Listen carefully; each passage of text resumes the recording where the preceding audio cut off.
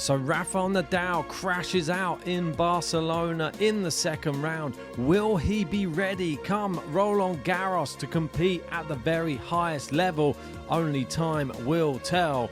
And Stefanos Tsitsipas, now three-time Monte Carlo Masters champion.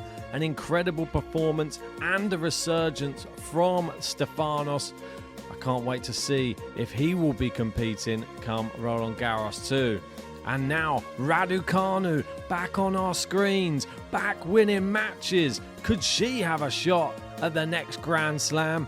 And clay courts. Why is there no technology yet? There's been a lot of uproar in Monte Carlo. Novak Djokovic has won the Australian Open. 35 matches unbeaten. He's done it. Djokovic has won Wimbledon. He wins his 14th Roland Garros title.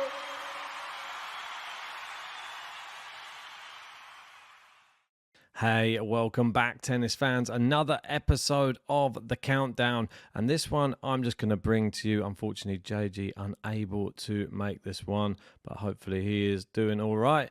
And he'll be back for the next one. No worries. But this episode, I've got to speak about it, and it is the return of Rafael Nadal. Let's just get stuck into it straight away. Make sure you've hit a like and subscribed if you haven't done so yet. But let's talk about it. It was the match that everybody, even myself, was hyping up, maybe a bit too much. We weren't really sure where Rafa's level was going to be at based upon his match against Flavio Cobolli. And yeah, I mean, looking at the match against de Minaur, we got to find out where he actually was. I think credit to Alex de Minaur. He's having a fantastic time of his career right now. And I think the stars aligned to play Rafa at the best possible time for him. He's a top 10 player now and playing like a top 10 player. Despite Rafa trying to bully him around the court, Alex de Minaur hit some winners off of shots that didn't even deserve to come back, to be honest. So full credit. I'm not going to take anything away from Alex de Minaur for his performance, but I think he even knows deep down if this was the Rafa of old, then he would not have got the victory. But yeah, let me know your thoughts about Rafa's performance.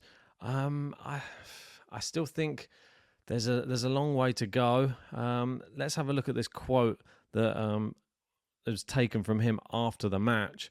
And he said, "I will try to take another step forward in Madrid, then in Rome, and if in a tournament it is worth going out there to give everything and die for it, then it is Paris." So we know his intentions. I mean, it's nice to see him lay it out there. We know these are just warm-up tournaments. We know that he's not going to be at his full level. We're just trying to gauge what level he is at. And at the moment, I think there are encouraging signs. That's my personal opinion. I think that the way he played against Cobolli, he should dispatch somebody. That lack of experience from Cobolli, playing Rafa for the first time. Alex de Minaur, on the other hand, he's a very, very good player. He's right at the top of his game at the moment. I wouldn't say he's a great clay court player, but I definitely would say he's better than a lot of other players on the tour, and he's a top 10 player, and he's getting better. And I think the clay could be a surface that he could get even better at, I think, in years to come. He's still so young, Alex de Minaur, so you just got to look to the future for him. I think that this is a good sign. If you see how he gets on in this Barcelona tournament, there might be a sign of good things to come for Alex de Minaur. But it's not really the spotlight that was on him. I think there was a lot of people expecting him to have a good result. I wasn't one of them. I thought he was still unproven for me on clay based upon his past performances. But Rafa, obviously, unproven on his comeback. So difficult to really pick. It was like you're damned if you do, you're damned if you don't. We've got some more quotes here from Rafael Nadal. So let's hear what he had to say. So he said, "I'm leaving convinced that I've taken a step forward." He said, "It was not today where I had to be well, where I had to leave everything and die for it. I have to give myself the option to do this in a few weeks, at least try. If I had died at a general level today, I would never have the opportunity to do so in a few weeks. So I have to play according to the objective I have. I have to measure according to how I feel. So I'll play Madrid according to this factor. If my body responds and I accumulate good training, I'll be able to take a step forward in Madrid. If my body is capable of assimilating the loads progressively, that has to help me demand more and more from it. But I don't know. On a logical level, the idea is to progress. But I'm not talking about winning games, but rather at the level of fighting for things. In Madrid, do a little better. In Rome, a little more. And in Paris, let it be whatever God wants. That's the time to try it." Yeah, this is a much more elongated version of the one that we just read out. And I like the way that he's gone through this step by step, really. He's just telling everybody exactly how he's feeling right now. And I think it's just, it's like an emotional roller coaster for Rafa fans right now, not knowing where the end is or when the end is, or it's all up in the air, and it's all just down to his body. And I was saying it earlier on today. I'm not that bothered that he lost to Alex de Minaur, because I don't feel that you should be giving everything on that court in Barcelona just if you're just getting ready for Roland Garros. Because if he pulls a muscle or does something much worse in this preparation for Roland Garros, then what was the whole point of the whole thing? He needs to get on there, get some, I don't know, match play experience again, I feel, just back on the clay. And just playing against someone like a de Minaur gets to know, like, that's the top 10 level right now. I mean, obviously Rafa's like miles down the rankings at the moment, so it's going to be a nightmare if he comes into Roland Garros very low in the rankings, and he's going to be a nightmare first round for anybody. Like, it's just like everybody's going to want to avoid him. But I'm looking forward to seeing what happens in Madrid, and definitely what happens in Rome, because if he manages to pick up another win, I think that'd be a real positive. No injuries, even bigger positive. And then if we move on into Rome, I can't wait, really. I mean, I think that if he's firing on all cylinders, 3 out of 6 cylinders, let's say, then even if he gets to like 4 cylinders by Roland Garros, I think 4 would be enough. And maybe even 3 for the first round, maybe 2.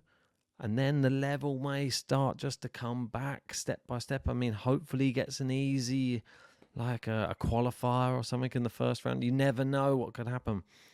Might get Djokovic. You don't know. Might get Alcaraz. Might get someone like Tsitsipas. Who knows? But we can only hope that he has a great final Roland Garros, and because it is supposed to be his final one. Let me know your thoughts about Rafa in that comment section. I want to hear what you all have to say about it. It's one of those end of career moments. I feel like this year is such a significant year, and I want to see him go out with a bang. I know I've been hard on him, I've been harsh on him in the past. Do support Djokovic pretty often, especially when they meet. It doesn't mean I don't love Rafa and I don't want to see him do well, and especially if it is his last year, I want to see the best Rafa has to offer just one more time. But going over to Alex de Minaur, and he's become the first Australian to beat Rafa on clay. He said, I think this is what they said to him. I think you could be the most unpopular person in Barcelona. Are you okay with that? He said, I can say I'm very, very fortunate. I didn't play Rafa a couple of years earlier on clay. It would have been a very, very different result. Yeah, I mean, he's at no illusions. He applauded Rafa off of the court as well. Most likely his last ever Barcelona tournament. 12-time champion. Doesn't need to do any more there. But Alex de Minaur, looking forward to seeing what he's going to produce in this tournament.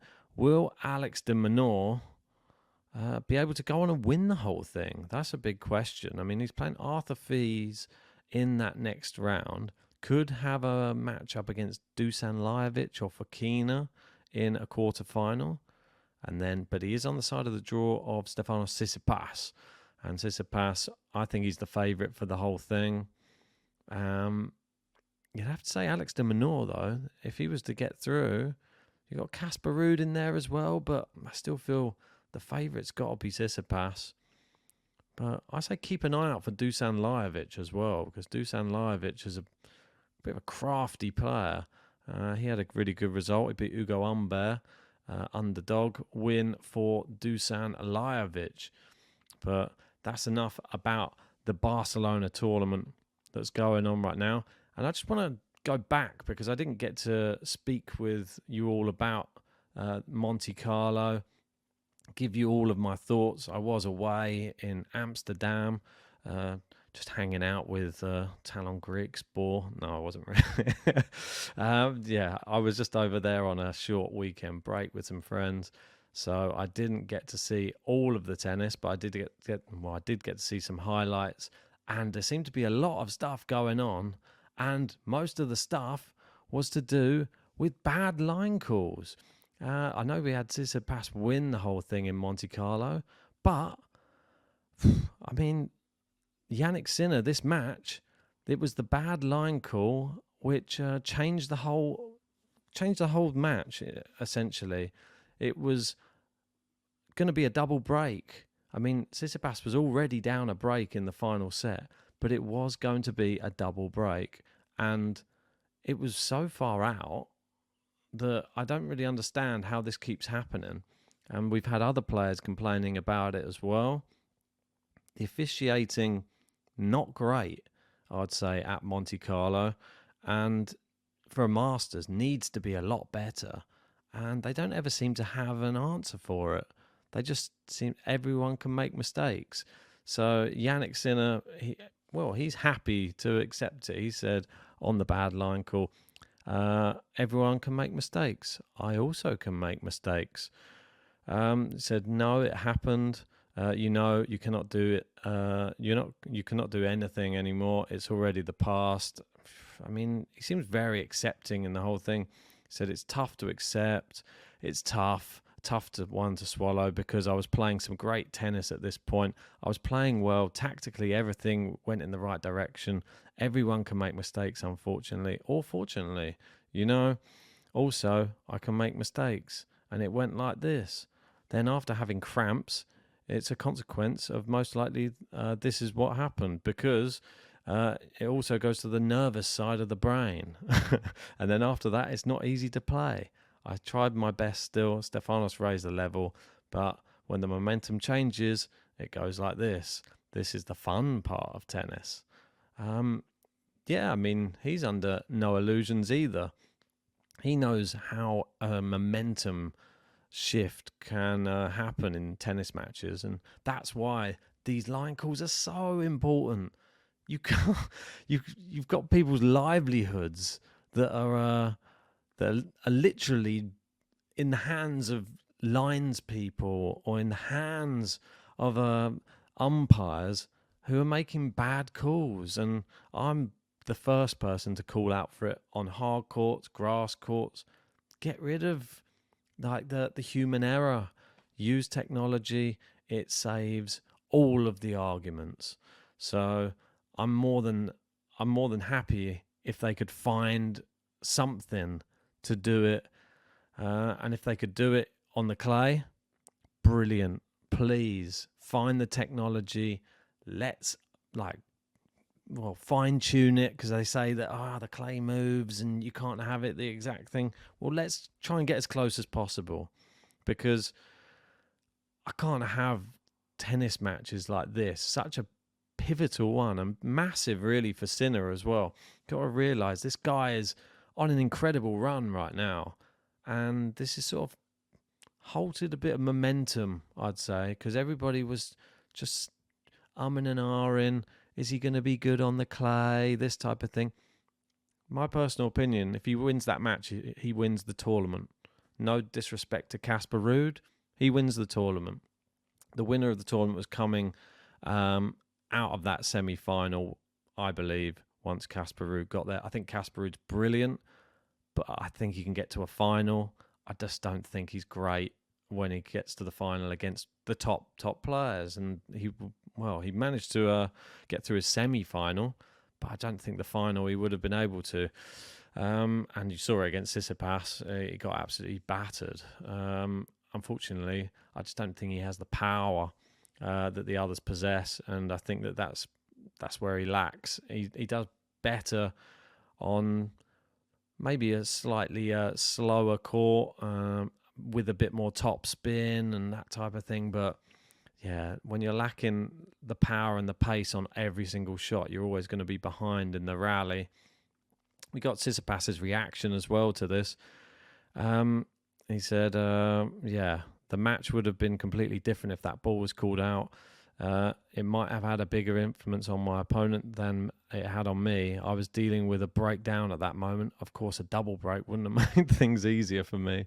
Just holding serve there was crucial. I think the match would have turned out completely different if that would have been called out. I will agree that it would have been pretty bad for me if that call was made. Yeah, definitely. There are a lot of weird things on clay that we don't see on other surfaces. One of them is the line calling and sometimes the marking. As someone that has played a lot on clay, I try to make the calls myself. I don't rely too much on umpires to do their job. Always, whenever I hit the ball that's close to the baseline or the sideline that I think might be out, I hit it and I just have a quick look before I continue the point. So I've learned this way. That's why I don't get in conversations or arguments with umpires, because I understand mistakes can happen. I try to rely entirely upon myself. That's what I grew up doing. Another good way to look at everything on a clay court, in the past, in my opinion, great that you're doing that. Yeah, I'd expect people to be doing that in amateur tennis. Yeah, not in... This is like high stakes masters tennis. We're not talking about just playing on a Sunday up the park with your mates or playing in a little amateur tournament down a clubhouse. This is a masters semi-final. I mean, for me, I just think it's unacceptable. Let me know what you think in the comments section. Do you think it's acceptable? Because I for sure don't. And I need to... I like it when they sometimes come down, check the mark and all that. If there's a disagreement, go to some technology. It's quick. But if you've got the technology there, just use it anyway. It's the same thing on all the other services. I don't understand this whole like challenging. If you've got a challenge machine, then just use the technology to just call the line calls. I know everyone likes to clap. Yep.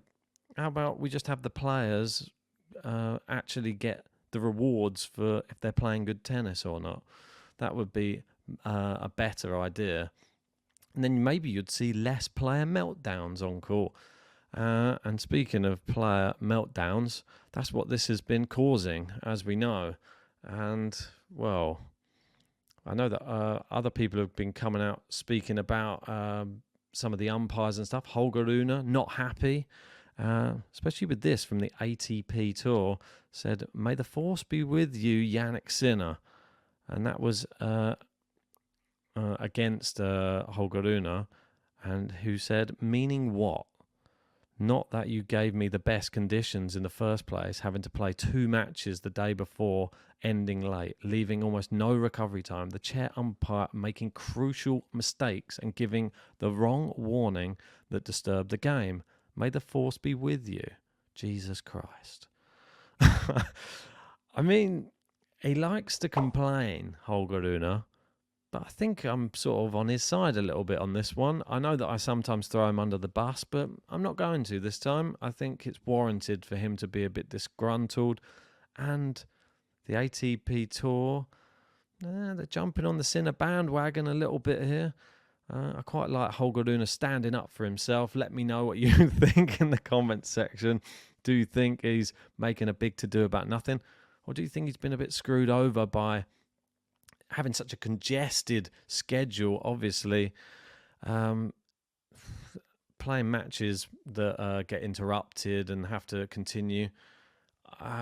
It's a very difficult one to schedule, but they could make it easier for the players. But it looks like Rune's got the raw end of the stick. I'm sure if it was someone like Djokovic, he probably would have got a better timing for his matches. But maybe you've got to build up to that, Holger. But anyway, we'll leave that where it is. I'm not going to harp on about Holger Rune because I want to get on to the next guy. And this guy, he's been making it more interesting again on the tennis court. And I'm glad to see we've got the real Daniil back again. I don't like to see the outburst, or do I? I do like it a little bit. But in the match with Gael Monfils in Monte Carlo, him just shouting at the umpire. How do I lose a game when it's out? It's out! It's out! Open your freaking eyes! I mean, I can't believe it. He's at it again.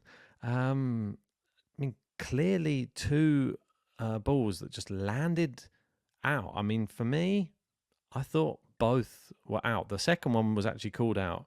The first one, I thought it was probably out as well, to be honest. And he even says, go check your Hawkeye or whatever it is, your line calling machine.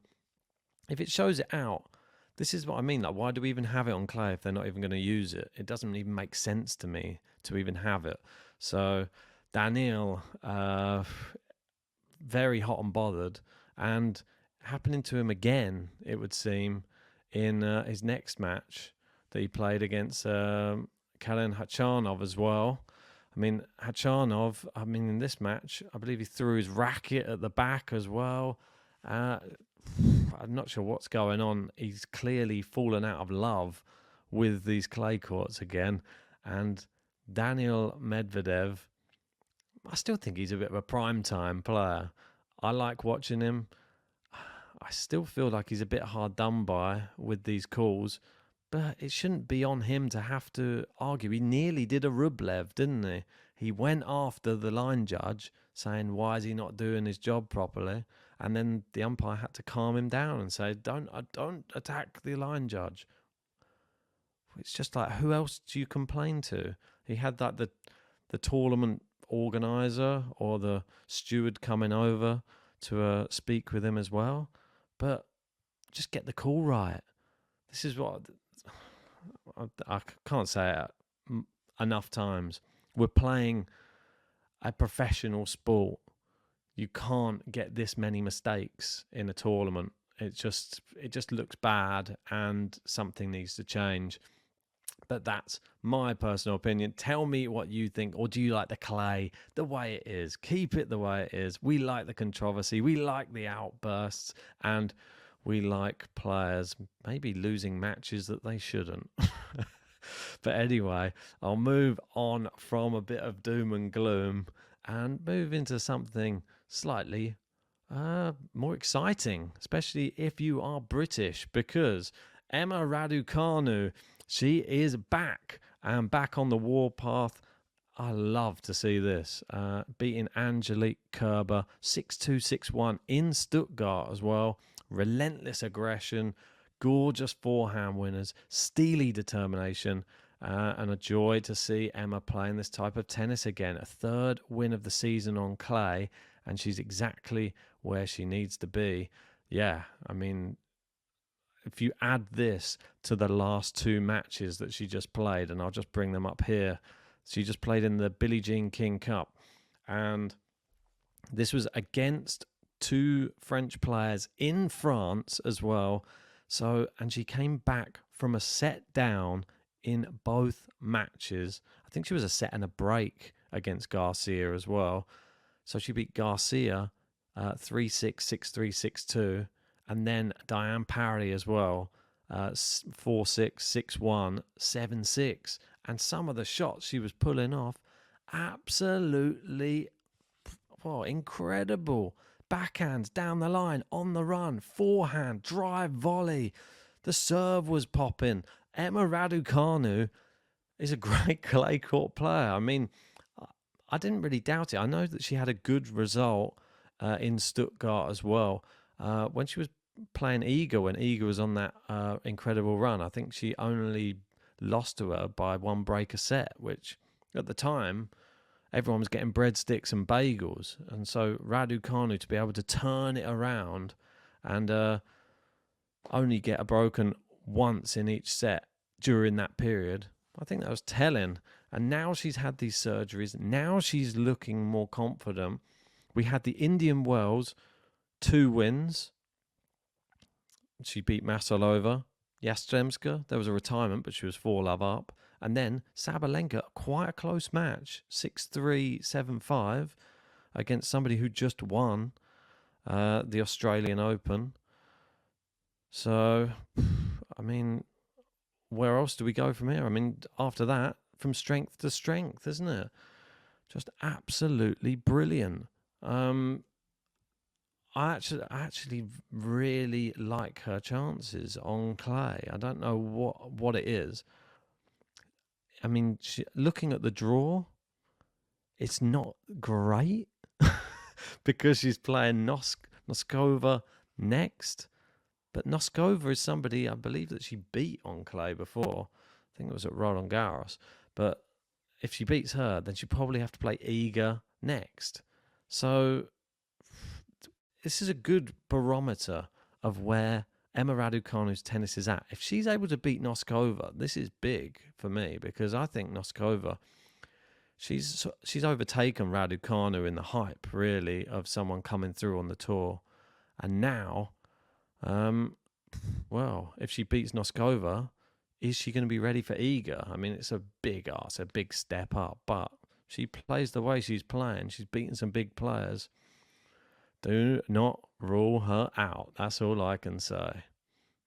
But, right, let's move on from Emma Raducanu and let's just move on to, just some questions that you've sent in, and I'll try and tackle these just before wrapping up.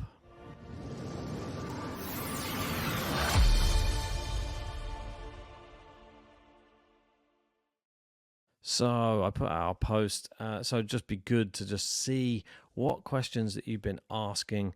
And we got Jonathan Parker here. I'll go through this one first. And this one was saying, how serious do you think the injury that Carlos Alcaraz has? Don't see him playing Barcelona. Think he'll recover to play Madrid, bearing in mind he's defending 1,500 points in both tournaments combined. Yeah, really good point. He is defending a lot. And, he loses the Barcelona points. The Madrid one, I'm expecting to see him back for it. I'm quite worried for him at the moment, especially with this injury the way it is. I'm hoping that we're going to get to see Alcaraz definitely back for Rome, but it's a lot of uncertainty at the moment. This is the problem. It's this forearm injury that it's like a lingering right forearm issue, apparently. It said he's prepared to sit out the second Clay Court Masters of 2024 if it isn't completely healed. He said, let's have a look here. My feeling isn't right, but it is what it is. Now I'm fully focused on recovery. Yeah, that's just the way it is right now for Carlos Alcaraz. I hope he does get better. I don't want him to play Madrid if it's going to risk him ruining his Roland Garros chances. So hopefully we get to see him in Rome, I would say. Maybe take it easy, see how you go in Madrid. Right. Moving down, we've got Victor here saying, what tournaments have you both been to and which are your favourites and why? Myself personally, I've been to Wimbledon many times, as I'm sure you'd probably be aware. Not been to many other tournaments, to be honest. Being from the UK, I know that JG, he has been to the tour finals, and that was in the O2 in London.